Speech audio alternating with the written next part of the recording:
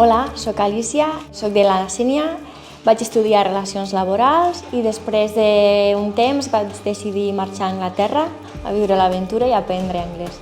Després de molts anys vaig tornar aquí al poble i ara treballo al sector de moble junt amb la meva parella i això ens ha permès formar la nostra família i estar aquí.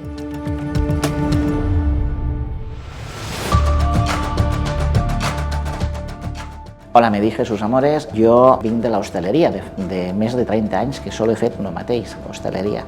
Llavors, per circumstàncies familiars, vaig necessitar fer un canvi total de l'hostaleria i vaig fer aquest curs de la fusteria i la veritat és que bastant bé, bastant bé. M'han obert portes, he conegut el que és una fàbrica, he pogut entrar en una fàbrica i la veritat espero continuar en esta feina.